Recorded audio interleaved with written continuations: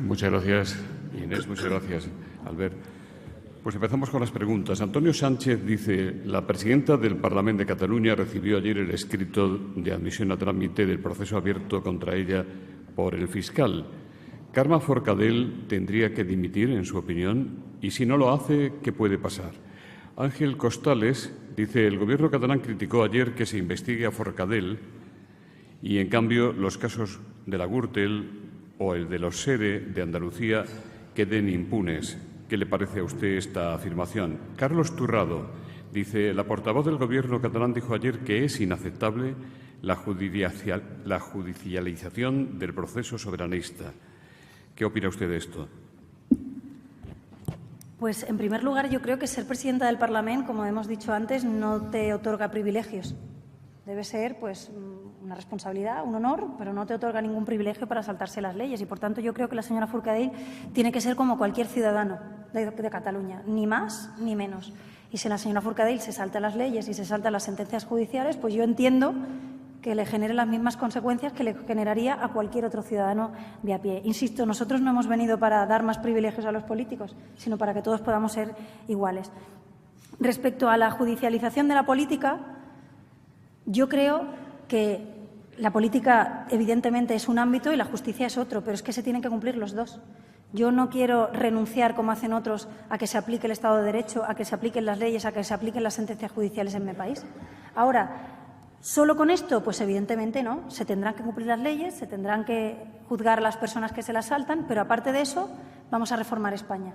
Vamos a reformar España, vamos a abrir, evidentemente, melones, por decirlo así, que llevan mucho tiempo cerrados, y ahí se demostrará quién quiere negociar, quién quiere dialogar, quién quiere reformar España o quién ha utilizado esto como excusa para intentar declarar la independencia. Pero sí, yo creo que además de aplicarse la ley y la justicia, que por supuesto, y no lo ponemos en duda nunca, hay que hacer política. Y creo que un momento en el que hemos estado un año sin gobierno, pues evidentemente ha sido aprovechado por parte de algunos para intentar aumentar la confrontación. Pero yo creo que es hora de empezar a hacer política, de reformar España y de también rebatir algunas cosas que se están diciendo desde el Gobierno de la Generalitat, reconocer algunas reivindicaciones legítimas de los catalanes, y creo que esa etapa empieza ahora y creo que Ciudadanos también puede tener un papel importante para ello. Respecto a los SERES y la Gürtel, yo quiero que se investiguen toda la corrupción, la de los Pujol, la del 3%, la de los SERES, la de la Gürtel, absolutamente todas, independientemente de la comunidad autónoma en la que se hayan producido.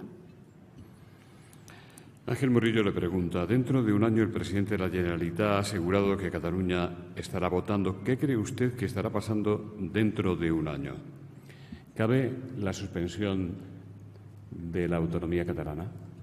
¿Usted cree que Rajoy sería capaz de hacerlo? ¿Estaría dispuesto Ciudadanos a apoyar esa decisión de suspensión de la autonomía catalana?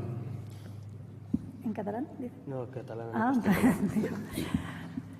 Yo creo que lo que puede pasar, en primer lugar, yo creo que si todo sigue como el señor Puigdemont dice, a lo único que pueden aspirar es a repetir el 9N. Es a repetir el gastarse millones de euros de los catalanes en una consulta independentista, a utilizar las escuelas y los centros públicos de Cataluña para una consulta independentista ilegal. A eso es lo único que puede aspirar el Gobierno de la Generalitat, evidentemente de manera unilateral. ¿Yo qué es lo que creo y qué es lo que espero? Que si España se pone en marcha, que si España empieza a reformarse, que si España empieza a hablar de financiación, de infraestructuras, de eliminar aforamientos, de eliminar indultos, evidentemente al Gobierno de la Generalitat se le acabarán las excusas. No lo he dicho antes, pero hay una cosa muy clara. Para el Gobierno de la Generalitat, cuanto peor vaya España, mejor. Porque cuanto peor vaya España, más sentido tiene el decir vámonos corriendo porque esto no funciona. Y para Ciudadanos, obviamente, cuanto mejor vaya España, mejor para todos y también para los catalanes. Por tanto, cuanto mejor vaya España, evidentemente, menos excusas y menos recorrido va a tener la apuesta del señor Puigdemont. Y yo espero no tener que llegar a la suspensión de la autonomía. Yo trabajo cada día para que eso no sea necesario. Y, de hecho, creo que, evidentemente, no se va a llegar a esa situación porque vamos a ser capaces entre todos de poner en marcha este país, de tener una alternativa política en Cataluña y de tener una alternativa política también en España que asuma los retos que no se han querido asumir en los últimos años. Antonio Escribano le pregunta si cree que Junts pel Sí tendrá el apoyo de la CUP en la votación de los presupuestos de la Generalitat del año que viene. Pues ayer tuvimos la noticia de que se volvía a retrasar por parte del Gobierno de la Generalitat la presentación de los presupuestos. Yo sé que todo esto se queda tapado con determinadas noticias, pero realmente el Gobierno de la Generalitat ha vuelto a pedir prórroga, por decirlo políticamente hablando, de los presupuestos. Por tanto, no creo que tengan muy claro de momento aquello a lo que van a llegar. Pero si al final se aprueban los presupuestos, no van a ser unos presupuestos para levantar Cataluña, van a ser unos presupuestos para separar Cataluña del resto de España. Probablemente haya partidas, evidentemente, inconstitucionales y, por tanto, no van a ser unos presupuestos para solucionar problemas, sino van a ser unos presupuestos para generarlos. Y nosotros, me gustaría decir que en otras comunidades autónomas, y tengo aquí algunos compañeros de esas comunidades autónomas en las que somos decisivos, nosotros somos capaces, incluso desde la oposición, de dar estabilidad, de poder aprobar normas, de poder aprobar leyes, de poder aprobar incluso unos presupuestos, pero evidentemente en un contexto de normalidad democrática, en un contexto de respeto a las leyes democráticas, en un contexto en el que se quiera ir a mejor y no a peor en el conjunto de España. Y, por tanto, esa situación evidentemente no se da en Cataluña. Y ahora mismo los señores de Junts pel Sí están haciendo una apuesta tan radical que a los únicos a los que se pueden dirigir es a los señores de la CUP, los señores que declarados antisistema, antieuro, antiunión europea. Por tanto, yo creo que eso, cuando algunos dan lecciones de estabilidad, me parece que hay de todo menos estabilidad dependiendo de la CUP y diciendo que tu proyecto es separar de España y declarar la independencia. Le voy a leer unas preguntas en las que también piden la opinión del señor Rivera. Luis Corominas dice, ¿qué le parece, señor Rivera, que el esposo de la señora Arrimadas promueva un partido político en competencia con Ciudadanos y que además esté a favor del referéndum? Eladio del Prado, de Crónica Global, dice, ¿se irá la señora Arrimadas al partido de su marido? Y Segundo Sanz, de Voz Populi, dice, teme que plataformas como la Federación Socialista Catalana o la catalanista Lliures puedan restarle espacio electoral a Ciudadanos si se convierten en nuevos partidos a corto plazo. Bueno, respecto al Sálvame Deluxe no voy a comentar nada, porque yo también tengo un primo que es independentista, entonces y otro primo que es de Ciudadanos y otro del PP y otro del PSOE. O sea que no voy a dedicarme a comentar, ni mucho menos no de mi familia, no lo hago con mi familia, lo voy a hacer con los demás. Me parece además que los que respetamos exactamente igual a las mujeres y a los hombres no preconcebimos influencias de los hombres sobre las mujeres. Más bien las mujeres influyen sobre nosotros. Dicen que dos que duermen en el mismo colchón se vuelven de la misma condición. Sí, hay tonterías, muchas tonterías se dicen en España. Sí. Pero en todo caso, permítanme que como estamos ante un tema muy serio, respetemos profundamente a todo el mundo y, sobre todo, yo insisto, creo que la política española tiene cosas tan importantes por delante como para hablar de chorradas, con perdón, de esta naturaleza. Yo contesto la pregunta porque usted me la ha formulado, si no, ni siquiera me pronunciaría. Respecto a otros partidos políticos que puedan surgir o no, mire, Ciudadanos fue el primer partido político de la nueva etapa política en España. En 2006 nos dijeron que dónde íbamos, que no iban a salir, que cómo iban a salir partidos políticos nuevos. Ahora sale uno cada cuarto de hora, ¿no? Bueno, pues se abrió el catenacho, podemos decir, abrimos la lata de una etapa política en la que todo seguía igual, bipartidismo a nivel nacional y los partidos nacionalistas en algunas comunidades autónomas. Hoy, por suerte, en España, montar un partido político o cerrarlo es algo habitual, con lo cual me parece que eso también hemos demostrado que se puede hacer cambios políticos en España. Mientras Podemos no existía, Ciudadanos ya estaba presentando una reforma de la dación en pago en el Parlamento de Cataluña o una comisión para estudiar la corrupción del caso del Tres Parcent o del caso del Palau, ¿no? Con lo cual venimos picando piedra hace tiempo. Yo me alegro que este país se haya abierto y que podamos libremente escoger entre diferentes opciones, pero a veces no se trata solo de montar partidos, sino de que tengan un proyecto, que sean viables. Yo digo que desde 2006 a hoy se han montado muchos partidos. Algunos hemos crecido y nos hemos consolidado y otros se han registrado en el Ministerio de Interior y han nacido, han durado y han muerto. Con lo cual, en ese sentido, bienvenida la pluralidad política, pero luego hay que tener un proyecto para tu tierra o para tu país y nosotros lo tenemos para ambas cosas. Señora Arrimadas. Sí, yo diría simplemente dos cosas. No se crean que las mujeres nos dejamos llevar por los hombres, necesariamente hablando. Y no se crean todas las noticias que salen, de verdad. Lo digo porque de mi marido se ha dicho que se había afiliado a Ciudadanos y que había montado un partido político. Todo en un plazo de 10 días. Lo digo, no voy a entrar más en el tema, pero digo que no nos creamos todas las noticias que salen y no nos creamos que las mujeres seguimos dependiendo de la opinión de nuestros maridos. Teo Ibernón, de Espejo Público, le dirige al señor Rivera esta pregunta. Teme que si el PSOE envía al Grupo Mixto a los diputados díscolos, Pablo Iglesias sea líder de la oposición. ¿Qué implicaría esto? Bueno, para ser líder de la oposición hay que estar en el escaño, no fuera. Es decir, lo primero que hay que hacer para liderar la oposición del Parlamento es cuidar al Parlamento y no degradarlo, ¿no? Y yo quiero aprovechar esto para decir una cosa que me parece importante. Estamos intentando limpiar de corrupción las instituciones. Estamos intentando volver a dignificar nuestras instituciones. Estamos intentando que la degradación que ha sufrido la confianza de los españoles en el Parlamento, en los gobiernos en los últimos años, queremos recuperarla. Y ahora que estamos intentando recuperar eso, vienen algunos partidos cobrando el sueldo del Parlamento, llevándose subvenciones públicas, a rodear el Parlamento. Me parece que esto no tiene sentido. Yo le pido a Podemos que en vez de rodear el Parlamento, trabaje dentro del Parlamento.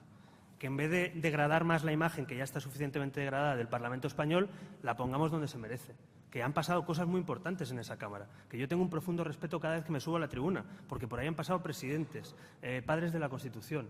¿Cómo puede un partido que dice hacer nueva política degradar el sentido de las instituciones? Hemos venido a regenerar la democracia, no a degradarla todavía más. Así que yo le pediría a los dirigentes de Podemos que no confundan el trabajo legítimo que hacen algunas entidades o asociaciones o ONGs o ciudadanos que se manifiestan libremente con el trabajo que tenemos que hacer los diputados. No se puede estar en misa replicando y no se puede estar en la puerta del Congreso rodeándolo y trabajando dentro a la vez. Por lo tanto, yo creo que los diputados tenemos una obligación, un salario, una responsabilidad. Y yo, desde luego, que nadie confunda nueva política con degradar más la imagen del Congreso. Yo tengo un profundo respeto por la Cámara en la que me siento cada día y me siento privilegiado y siento un honor y una gran responsabilidad por sentarme en esos escaños con mis compañeros. Y dicho eso, lo del Grupo Mixto y tal, yo no voy a especular con la crisis del PSOE, bastante tienen ellos, pobres, en este momento, como para que nosotros metamos el dedo en el ojo. Me parecía muy poco elegante por mi parte meterme en la crisis de los demás. Ya sé que otros lo hacen a veces con otros partidos, a mí no me gusta porque me parece que cada uno en su casa pues se organiza como puede. Y dicho eso, vaya, soy de letras, pero creo que el PSC ya no tiene 25 escaños, tiene 7. Con lo cual, si sé sumar, si pierden 7, 85 menos 7 son 78, ¿no? Con lo cual creo que siguen teniendo más escaños que Podemos en todo caso. Y aparte, insisto, la oposición se ejerce. Inés Arrimadas es jefa de la oposición no porque tenga 25 escaños y el PP tenga 11 o el PSOE 16, es porque la ejerce. Porque es la líder de la oposición natural y que representa a la mayoría de catalanes que no quieren que no quieren la independencia. Pero en el Congreso haremos lo mismo, ya veremos quién hace oposición y quién no. Ya veremos quiénes trabajamos y presentamos leyes y conseguimos reformas y quiénes se dedican a montar números. Pero yo estoy convencido que la oposición se ejerce. Y para acabar, hacer oposición no es decir que no a todo. Hacer oposición es controlar al Gobierno. Hacer oposición es negociar leyes. Hacer oposición es presentar proyectos de ley. Lo digo porque algunos se piensan que hacer oposición es decir que no a todo. Oiga, hasta el peor gobierno del mundo hace alguna cosa bien. Hasta el peor gobierno del mundo. Por lo tanto, no podemos decir que no a todo. Nosotros vamos a colaborar en los temas importantes con el Gobierno y haremos oposición y controlaremos al Gobierno en lo que no nos guste y presentaremos leyes y las pactaremos con los diferentes grupos de la Cámara. Lo digo porque en este momento en que no hay mayoría absoluta, hacer oposición es algo más complejo y es algo más responsable de lo que pasaba antes. Tendremos que arrimar el hombro los partidos de la oposición, por ejemplo, para debatir los presupuestos, o una reforma de ley orgánica, o un pacto educativo, o una reforma del mercado laboral. ¿O qué se piensan? ¿Que algunos van a votar que no toda la vida? Pues mire, yo creo que con el no es no es no, no se avanza. La única manera de avanzar es dialogando y llegando a acuerdos. Fernando Jáuregui dice, en las conversaciones con el rey sale la reforma constitucional como posible solución al secesionismo catalán. ¿Tiene Ciudadanos una fórmula de reforma concreta en este sentido? Bueno, en primer lugar, lo comenté ayer después de la reunión con el rey y yo no me dedico a comentar las reuniones con el rey y su contenido. Por lo tanto, ya sé que hay líderes políticos que cuando salen de verse con el rey pues lo cascan todo y se ponen ahí a hablar y a comentar. He visto al rey tal. Bueno, mire, pues yo lo que hablo con el rey me lo guardo porque es mi obligación, además creo, como líder político. Ahora, si me preguntan por la opinión de Ciudadanos respecto a la reforma constitucional, sí, tenemos una oportunidad esta legislatura de actualizar, de mejorar nuestra Constitución. Pero ojo, no para cargarnos la soberanía nacional, para reforzarla. No para cargarnos nuestro sistema democrático, sino para hacerlo mejor. Por lo tanto, en esa reforma constitucional, por ejemplo, hemos pactado en la investidura, una de las exigencias de Ciudadanos al Partido Popular es crear una mesa de trabajo para reformar la Constitución, con con expertos, con representantes de los partidos. ¿Por qué? Porque reformar la Constitución no se hace en un cuarto de hora, ni tampoco se puede hacer de cualquier manera. Hay que tener un consenso amplio, hay que saber qué temas hay que tratar y en eso hay que buscar consensos muy amplios. De hecho, se necesitan 2/3 para cambiar la Constitución y en algunos casos hasta referéndum. Con lo cual, el Senado, la reforma del Senado, que está también acordada en el acuerdo de investidura, las listas competenciales autonómicas, municipales y del Estado, los principios de la financiación autonómica que también pueden incluirse en la Constitución, acabar con los aforamientos, reformar nuestro sistema electoral. Todo eso son algunos de los contenidos que nosotros queremos llevar a esa mesa de trabajo de la reforma constitucional. ¿Lo podemos hacer solo? No. Hay que contar con el Partido Popular, hay que contar con el Partido Socialista, ojalá podamos contar con Podemos o con algunos partidos nacionalistas si se quieren sumar. Yo recuerdo que los padres de la Constitución había 2 catalanes de los 7 padres de la Constitución. 2 catalanes, Solé Tura y Roca Junyent. ¿Y hoy dónde están los de la Generalitat? En el monte. ¿Y dónde estaban entonces? Firmando la Constitución. Bueno, pues a ver si recuperamos todos un poquito el seny, el juicio, y volvemos a la mesa de trabajo. Y yo creo que en esa mesa de trabajo ojalá se sumaran los partidos nacionalistas, como hicieron en su día, no el PNV precisamente, lo hizo Convergencia. Pero hoy por hoy les veo en el monte. Entonces los demócratas nos sentamos en una mesa para negociar y hablar. No hacemos amenazas ni chantajes. Así que sí, creo que la Constitución se puede reformar, pero no dinamitar, que es distinto. Volvemos a la señora Arrimadas. Naturalmente usted puede intervenir, señor Rivera, cuando quiera. Carlos López Combarros dice, pese a ser ustedes los más innovadores en el espectro político actual, mucha gente con criterio opina que electoralmente ustedes han tocado techo. ¿Cuál es su opinión al respecto? ¿No sería mucho más útil para ustedes y para España que formaran parte del Gobierno de Mariano Rajoy? Víctor Ruiz de Almirón, del diario ABC, ¿puede y debe Ciudadanos comportarse y tener el mismo mensaje liderando la oposición que cuando tenía 3 escaños? ¿O se requiere un discurso y un tono diferente para ensanchar su base social? Respecto a lo de tocar techo, yo creo que nos llevan diciendo que vamos a desaparecer toda la vida, ¿no? Nos dijeron que no íbamos a entrar en el Parlamento, nos dijeron que con 3 diputados íbamos a desaparecer. Cuando conseguimos 9 nos dijeron que había sido un momento, bueno, de inflar la burbuja, y cuando hemos sacado 25 siguen diciendo que hemos tocado techo. Bueno, pues ojalá nos sigan diciendo que hemos tocado techo y ojalá sigamos haciendo lo mismo que hasta ahora. Nosotros podemos y debemos liderar la oposición porque Ciudadanos no solo, insisto, tiene un discurso alternativo al nacionalismo y al independentismo, sino que tiene un proyecto para Cataluña. Y eso siempre ha sido así. Lo que pasa que, evidentemente, cuando uno tiene 3 diputados, el espacio para explicar tus propuestas, el número de diputados para trabajarlas es diferente. Ahora lideramos la oposición, ahora todo el mundo puede consultar cuál es nuestro programa, ver cuáles son nuestras propuestas. Insisto, el grupo que más propuestas presenta, y es evidente que sí, que Ciudadanos ocupa un espacio de centralidad política, un nuevo centro reformista, tanto en el conjunto de España como en Cataluña. Y respecto a entrar o no en el Gobierno de Rajoy, yo es que no me imagino al señor Rivera siendo vicepresidente del señor Rajoy. Me imagino al señor Rivera siendo constructivo y con una oposición responsable y exigente desde un escaño del Parlamento. Nosotros dijimos que nuestro plan A, después de las elecciones, era un gobierno constitucionalista, transversal, renovado, limpio, en el que nosotros evidentemente podíamos entrar, pero evidentemente como los partidos constitucionalistas no han querido ni hablar entre ellos, ni reformarse, ni regenerarse, pues evidentemente nos hemos ido a la opción B, en la que podemos ser Señor Rivera, decisivos. ¿el señor Rajoy le ha ofrecido ser vicepresidente de su gobierno? No, porque sabe que además no lo aceptaría, con lo cual creo que no hace falta. Yo creo que hemos sido muy claros y algunos no se lo creen, pero es así. Nosotros hemos preferido pedir cambios que pedir sillas. Hasta la fecha en España se pedían sillas y no había cambios. Y hoy hay cambios y no depende de quién está en la silla. Yo no he pedido el Ministerio de Educación, he pedido un pacto nacional por la educación para pensar en mi hija, en los hijos de todos y en el futuro de España. Y si el ministro de Educación lo hace bien y cumple, pongo el ejemplo de educación porque parece que algo está cambiando, ¿no? Y que en la educación pues tendrá que haber grandes consensos y no posiciones unilaterales de partido, que es lo que ha habido en los últimos 35 años, ¿no? Pongo el ejemplo educativo, puede ser laboral y otros. Por lo tanto, nosotros, si algún día hay una renovación, hay un gobierno nuevo, hay un presidente nuevo o un vicepresidente nuevo o un gobierno con ministros nuevos, y Ciudadanos puede liderar eso o puede formar parte de eso, si eso pasa, no les quepa la menor duda que trabajamos cada día para gobernar este país. Pero también sabemos que en este momento sabemos leer cuál es nuestro lugar. Y nuestro lugar es una oposición responsable, una oposición que se sienta a dialogar y a hablar con el Gobierno de los temas importantes del país y que controla también al Gobierno, cual creo que es legítimo. Ya sé que a los que siempre han pedido sillas les parece extraño decir, bueno, pero si algunos con 4, 5, 8 escaños pedían no sé cuántas sillas, ¿por qué con 32 no lo hacéis? Porque este no es el objetivo. El objetivo es tener un proyecto de país. Hoy España ha escogido en las urnas lo que ha escogido. En un futuro ya veremos qué escogen los españoles. Yo quiero trabajar hoy por España desde la oposición para algún día también gobernar este país. Soraya Martínez les pregunta cómo creen que debería ser el gobierno de Rajoy, un gobierno de ministros tecnócratas o de ministros de carácter más político, capaces de dialogar y apeados de la soberbia de la mayoría absoluta. ¿A quiénes de los ministros actuales le gustaría ver, señor Rivera, fuera del Gobierno y a qué políticos le gustaría ver al frente de las carteras más importantes?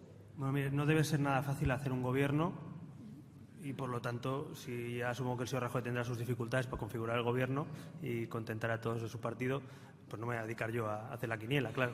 Con lo cual, mire, de las pocas responsabilidades que tiene un presidente en exclusiva es formar Gobierno. Es de las pocas competencias exclusivas que no tiene que ser colegiada. Disolver la Cámara y formar Gobierno es una competencia exclusiva del presidente, con lo cual el presidente hará su equipo.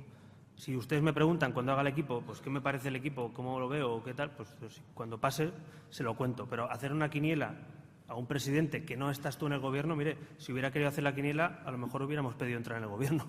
Con lo cual sería absurdo que yo le hiciera la quiniela al presidente de Gobierno, poco respetuoso por una parte y luego absurdo políticamente porque estamos en la oposición. Dicho eso, dialogante, para mí un Gobierno siempre tiene que ser, siempre. Haya mayoría absoluta o haya mayoría simple. Si quizá uno de los problemas de esta última mayoría absoluta es que, a pesar de tener mayoría absoluta, se han roto muchos puentes con la oposición y hay que restablecerlos, ¿no? Con lo cual, a mi juicio, el diálogo no es un valor a tener en cuenta solo cuando estás con el agua al cuello. El diálogo hay que ejercerlo y practicarlo siempre para tener precisamente un espacio de entendimiento con los diferentes partidos. Sí que espero, sí, que sea dialogante, pero lo esperaría siempre, no porque sea concretamente en este Gobierno, ¿no? Señora Arrimadas, Ainhoa, de Antena 3, le pregunta si usted tiene un listado de chiringuitos de la Generalitat. Se refiere al uso de fondos propios para chiringuitos / estructuras independentistas. Bueno, es que no tiene ningún tipo de pudor el Gobierno de la Generalitat en decir cuáles son esos chiringuitos y esas estructuras de Estado. De hecho, sacan pecho.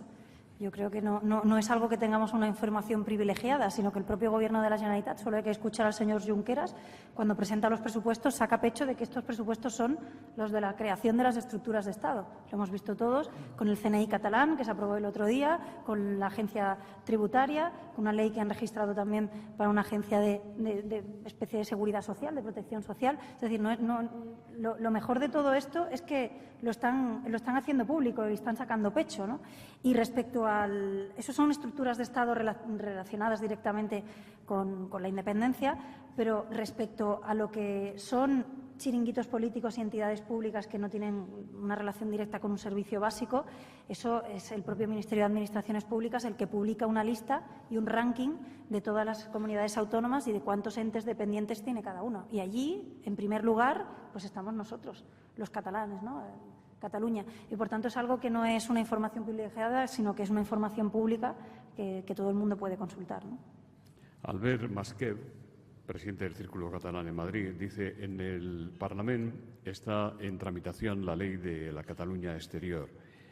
¿Puede un grupo introducir alguna enmienda encaminada a incluir las personas de origen catalán residentes en el resto de España que lo deseen, a efectos de su voto?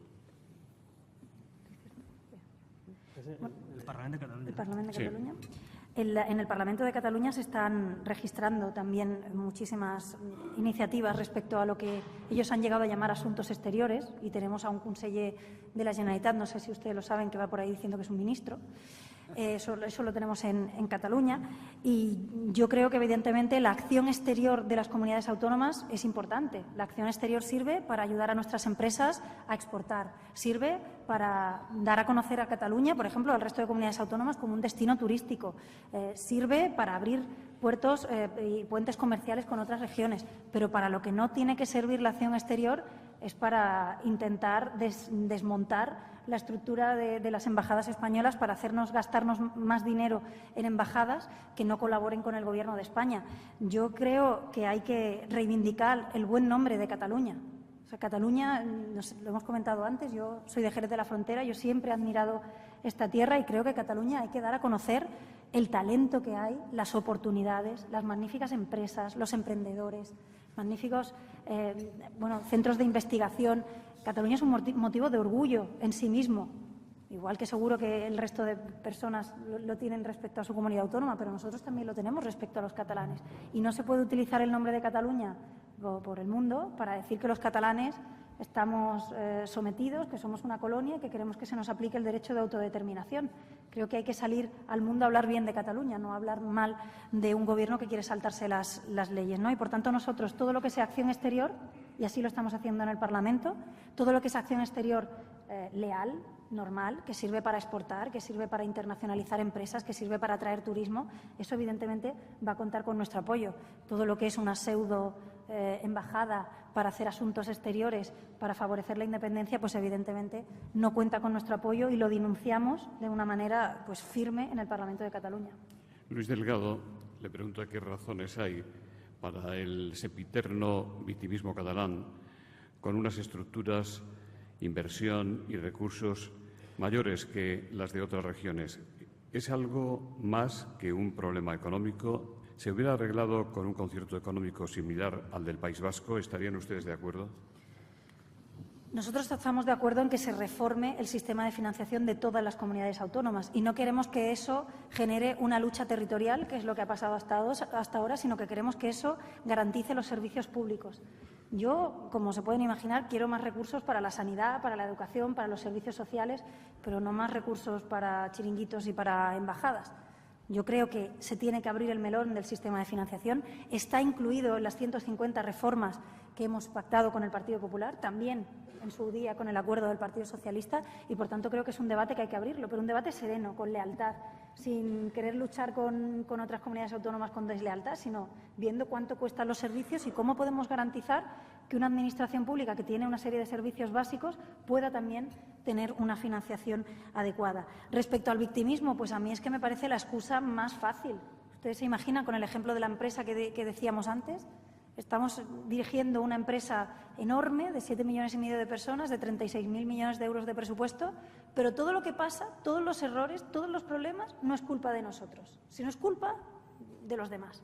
Hombre, pues yo creo que es un victimismo que no es propio de una comunidad autónoma que es una de las regiones de Europa con más autogobierno. Y yo estoy orgullosa del autogobierno que tenemos en España y de la descentralización también que tenemos en España, siempre y cuando se ejerza pues con sentido común y con lealtad. Y respecto al victimismo, el Gobierno de España también ha fallado y cuando decíamos que tiene que hacer política, tiene que hacer muchas cosas el Gobierno de España, pero también tiene que explicar mejor las cosas. Ahora hay un debate importante en Cataluña respecto al servicio de cercanías ferroviarias. Pues bien, el Gobierno de la Generalitat, para pedir el traspaso de las cercanías y decir que España lo gestiona muy mal, ¿no? Dicen España, no el Gobierno de España, y que ellos lo gestionarían mejor, pues ponen como ejemplo la gestión de los ferrocarriles de la Generalitat y comparan datos de la gestión de ferrocarriles con la gestión de cercanías. Cualquiera que tenga un mínimo conocimiento de infraestructuras ferroviarias sabe que los ferrocarriles de la Generalitat pues son como una especie de metro en superficie, todos los vagones son iguales, van a la misma velocidad, tienen recorridos más cortos, no tienen una intensidad importante de mercaderías, no tienen conexión con otras comunidades autónomas.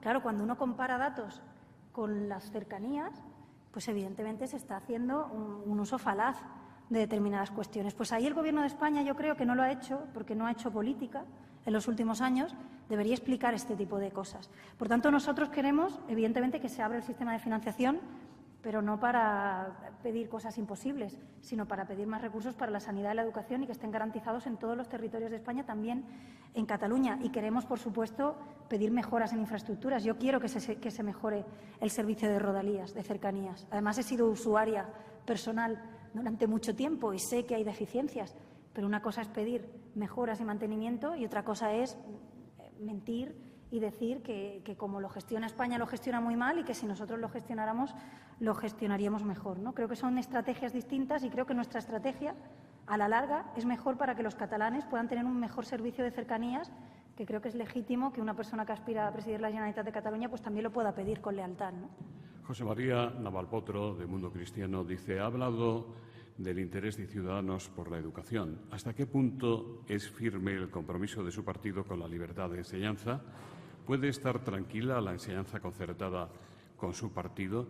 Ignacio Buqueras le pregunta cuál es la política de Ciudadanos en el área de educación.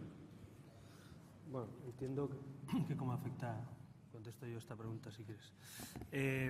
Bueno, claro que pueden estar tranquilos. Somos un partido que defiende la libertad. Por supuesto que cada empresa se puede organizar como crea conveniente y por supuesto que las empresas que también prestan enseñanza concertada son parte del sistema de educación público. El problema de España en el campo educativo es que en vez de hablar de educación hemos hablado básicamente de dogmas y a veces incluso falsos dogmas. O sea, el debate en España no es si pública o concertada. Es si queremos un 30% de fracaso escolar o queremos parecernos a Dinamarca o a Finlandia con un 10 o con un 8% de fracaso escolar. ¿Y qué hacemos para cambiarlo? El problema de España no es, en este caso, si los profesores de la pública o de la concertada, si son lo mismo. No lo ven que son los que hacen estudiar a nuestros hijos. No lo ven que los profesores de la concertada y la pública son parte de una red que prestan el mismo servicio al Estado.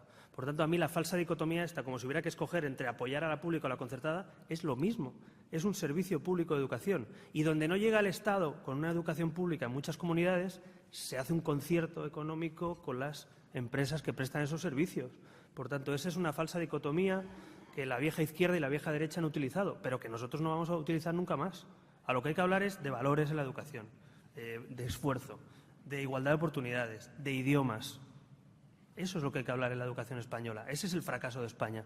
Yo no me conformo con que en 2015 España esté a la cola, pero a la cola literalmente el último país de Europa en fracaso escolar. No puede ser. La cuarta economía de Europa no puede ser el último país en educación.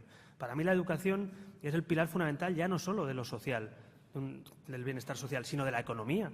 No hay ningún país próspero del mundo que no tenga un buen sistema educativo. La mayoría de países prósperos en economía tienen un gran sistema educativo. Así que para mí es una de las prioridades de la legislatura. Estamos batallando literalmente para que se ponga en marcha el Pacto Nacional por la Educación ya. Creo que es una prioridad. Nunca en 35 años hemos conseguido un pacto nacional y un consenso en el ámbito educativo y espero que esta sea la legislatura, además de otras cosas, del pacto educativo y que no tenga nadie miedo a debatir sobre educación, porque aquí lo único que queremos es poner soluciones. Y ahí participa, por supuesto, el profesorado de la pública, el profesorado de la concertada, las escuelas públicas, las escuelas concertadas y todas aquellas que, en definitiva, ayudan cada día a que nuestros hijos estudien y a que tengamos mejores personas y mejores profesionales. Vamos a finalizar ya. Les voy a trasladar preguntas que vienen para ambos. Guillermo Lerma, de la cadena SER, dice: ustedes han mostrado en reiteradas ocasiones su desconfianza hacia Rajoy. De los problemas pendientes en España, ¿cuál creen que Rajoy no va a ser capaz de resolver, de afrontar como presidente? Andrea Mingorance, de Diario Crítico, dice: ¿qué harían si el PP les pone en la tesitura de o aprobar una iniciativa con la que no estén de acuerdo o ir a un adelanto electoral en 2017?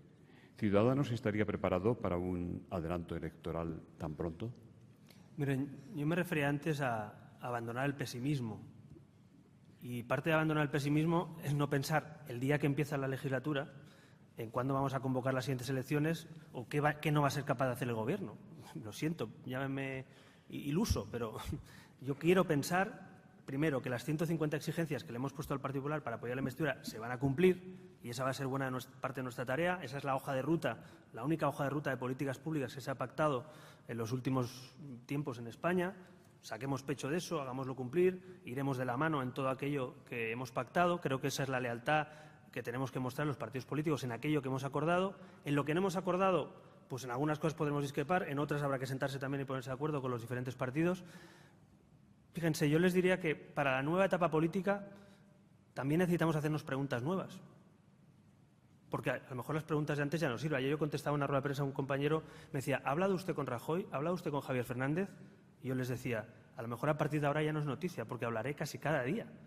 Tendremos que hablar casi cada día con los principales líderes políticos. Y a lo mejor a partir de ahora la pregunta no es cuándo se van a ustedes a plantar y ir a las siguientes elecciones, sino es cómo van a ustedes a sacar cada iniciativa adelante. Entonces yo creo que la etapa nueva es nueva para todos, para la sociedad española, para la política, para el periodismo, para todo el mundo, porque tenemos incógnitas delante, ¿no?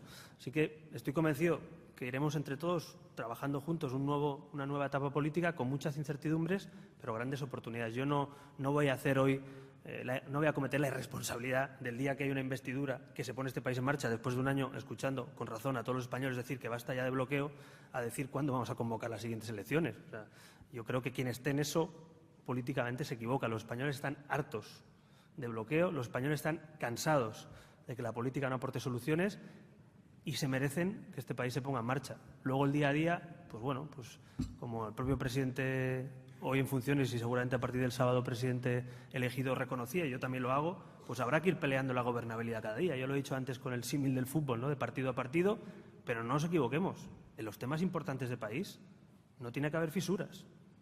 En las reformas importantes de este país tenemos que estar juntos. En los temas grandes, educación, mercado laboral, reforma de la Constitución, Europa, nuestra política internacional, ahí tenemos que estar juntos en el mismo equipo. Y luego ya podemos ir matizando, podemos ir cada uno marcando nuestro perfil, nuestras prioridades, pero yo déjenme creer en este país, déjenme creer un poco más en el diálogo, déjenme creer un poquito más, que ya tendremos tiempo seguramente, ojalá no pase de desencantarnos, pero hoy quiero creer en España y quiero creer que este país se va a poner en marcha. Señor Rivera, asiste a este acto el secretario de Estado de Relaciones con las Cortes, el señor Ayllón. ¿Cree usted que esta función, la de relaciones con las Cortes, debería ser elevada al rango de ministro en una legislatura que se promete y compromete tan difícil? Yo no estoy pidiendo el ministerio para el señor Ayllón, estoy diciendo... ¿Y no la ha hecho el señor Ayllón, la pregunta? No, la he hecho yo. Esta la he hecho yo. Bueno, yo, lógicamente, si no hago quinielas, mucho menos con posibles ministros presentes, con lo cual, en este caso, no voy a elevar a la categoría o no de ministerio. En todo caso, sí que creo, de verdad, que hay una labor muy importante, más que nunca, que es la relación entre Gobierno y Cortes Generales, ¿no? Va a ser fundamental, ¿no? Y tendréis mucho trabajo y tendremos mucho trabajo. Yo creo que los portavoces parlamentarios necesitan un plus, no de dinero, sino de responsabilidad, esta legislatura, porque en una legislatura sin mayoría absoluta los portavoces parlamentarios, las relaciones con las Cortes y el Gobierno son los engranajes básicos para que esto funcione. Los líderes políticos también tendremos que ayudar, los diputados, cada uno en su comisión también.